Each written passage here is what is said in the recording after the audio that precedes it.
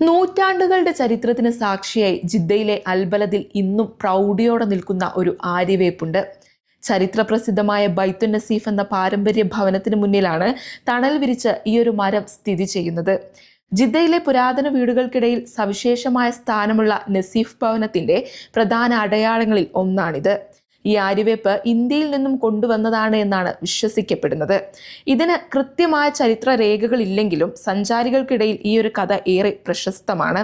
സൗദിയിലെ പ്രമുഖ travel and tourism സ്ഥാപനമായ അറേബ്യൻ സ്കൈ അടുത്തിടെ മാധ്യമ പ്രവർത്തകർക്കായി നടത്തിയ സന്ദർശനത്തിലാണ് ഈ മരത്തിന്റെയും വീടിന്റെയും ചരിത്രം വിശദീകരിക്കപ്പെട്ടത്. പണ്ടൊക്കെ പറയുന്നത് ഹാജിന് വരുന്ന ആളുകൾ തൊട്ടടുത്തുള്ള സീപോർട്ടിൽ നിന്ന് നടന്ന് ഈ വഴി കൂടിയാണ് മക്കത്തേക്ക് പോകുന്നത്. മക്കത്തേക്ക് പോകുന്ന സമയത്ത് ഒരു ഗിഫ്റ്റായിട്ട് കൊടുത്ത ഒരു മരമാണിത്. ഇത് ആളുകളൊന്നല്ല, ഇവിടുത്തെ ചരിത്ര ആളുകളൊക്കെ പറയുന്നത് ഈ മരം വന്നത് ബിലോങ്സ് ടു ഇന്ത്യ എന്നാണ്.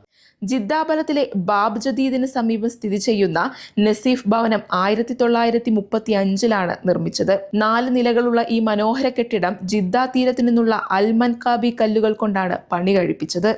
ഹിജാസി വാസ്തുവിദ്യയുടെ തനിമ വിളിച്ചോതുന്ന രീതിയിൽ ഇസ്ലാമിക അലങ്കാര പണികളുള്ള കവാടവും പരമ്പരാഗത തടി ബാൽക്കണികളും പുറത്തേക്ക് തള്ളി നിൽക്കുന്ന കാരിജകളും ഈ വീടിന്റെ പ്രത്യേകതയാണ്.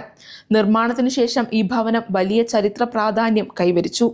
ഏകദേശം 20 വർഷത്തോളം ഈജിപ്ഷ്യൻ എംബസിയുടെ ആസ്ഥാനമായി ഇത് പ്രവർത്തിച്ചിരുന്നു. പിന്നീട് ഇതിന്റെ ഉടമസ്ഥാവകാശം അബ്ദുള്ള ബിൻ അബ്ബാസ് ഷൗബത്തലിക്കും അദ്ദേഹത്തിന്റെ പിൻഗാമികൾക്കും കൈമാറുകയായിരുന്നു. ഇന്ന് ചരിത്രത്തിന്റെ തിരുശേഷിപ്പുകൾക്കൊപ്പം ഈ ആര്യവേപ്പും ജിദ്ദയിലെത്തുന്ന സഞ്ചാരികളെ ആകർഷിച്ചുകൊണ്ടിരിക്കുന്നു.